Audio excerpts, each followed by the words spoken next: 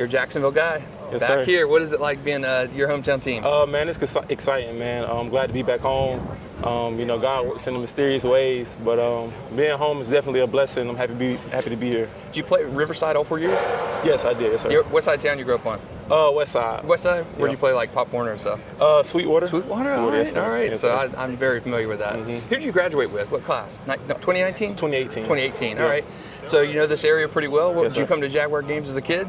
I came to a couple. I didn't come to many, but I'm definitely coming to more now. Yeah. What was it like when you got the call that you were coming here? Your agent got in touch with you and said, hey, you got an offer to come here. I'm not going to lie, man. It was kind of surreal. Waking up, getting that call early in the morning when I woke up. It's kind of like a dream.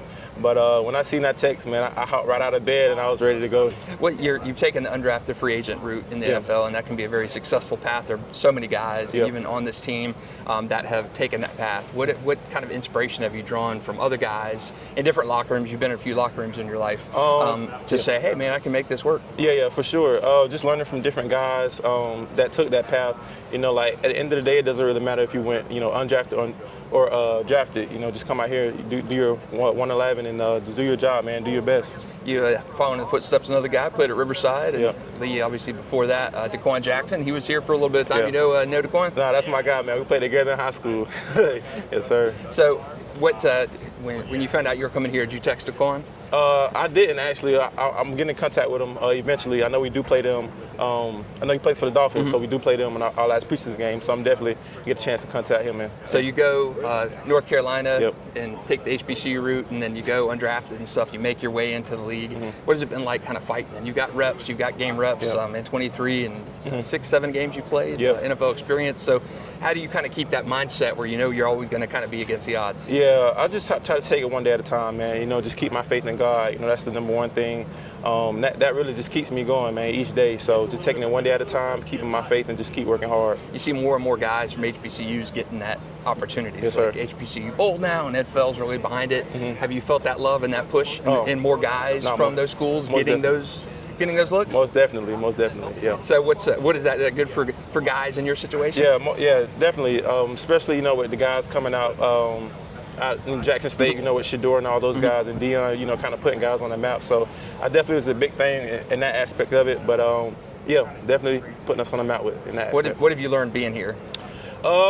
Honestly, I learned a lot. But for me personally, just coming out here, like I said, just being a hard worker and taking it day in and day out. Coach Sean, Trevor, Khalid, and all those guys, I'm familiar with those guys. So just learning from them, taking technique things very serious, each day. Just coming out here and working hard. Veterans in the room who have you've leaned on during this time, who have been some of those guys, and what have they told you? Some of those guys like Fred Johnson, just kind of like picking his brain, trying to see what kind of technique he uses. Antoine Harrison, him as well, like what type of sets he uses, what he's looking at with different guys he's going against. Just kind of picking tackles' brains and seeing how they go about it day in and day out, and also in the game. You hear it's the not for long league. Yeah. Average playing career is 3 to 4 years in this league, and for undrafted guys, you're always fighting, you're always battling and stuff. You're always kind of trying to pace yourself in a sense, but learn and be thankful and stay in the moment. Have you been able to do that? Yeah, most definitely. To me, I've already beat the odds. I went undrafted. I made the 53-man my first year, so that was a motivator within itself. So within me, within myself, I believe I can do anything I put my mind to. Some of these young guys, I think Jacksonville had one of the largest, if not the largest, UDFA class in the league this year, like 22 guys. Yeah. You were in their position just 3 or 4 years ago, coming out, and 3 years ago. What do you tell to those UDFA guys now who are just getting kind of their feet wet, the Eli Pankels, the Chandler Brave boys, those kind of guys? Yeah, I tell the boys, keep going. Whatever, if the situation may seem like the odds are against you, don't even think about that. Just put your head down, keep working. Everything's going to fall in place like it's supposed to, and always keep God first, and everything will work out. What's the best high school memory you got? Best high school memory? I'd say when we beat Barton Trail, I think it was like 62-63. Man, that was a big game, man. That was a very exciting game. Dude, that was back and forth. That was Noodle and Joey Gatewood going. But you guys were down like 18 points in like the last 4 minutes of that game. Yeah. And you came back and win. Wildest game you've ever been a part of? Indeed, yes, sir. What was the backyard like that? I was covering that game that night. What was it like, that backyard for you? It was exciting, man. A lot of people came out, showed support.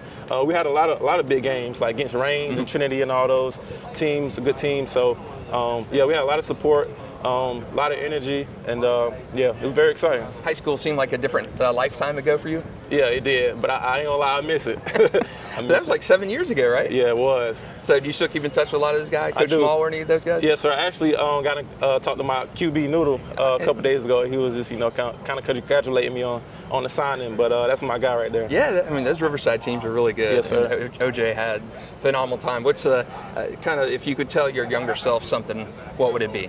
I would say, no matter what the obstacle is, just keep going. You may go through some things in life, that you might not even tell anybody, but at the end of the day, always keep God first.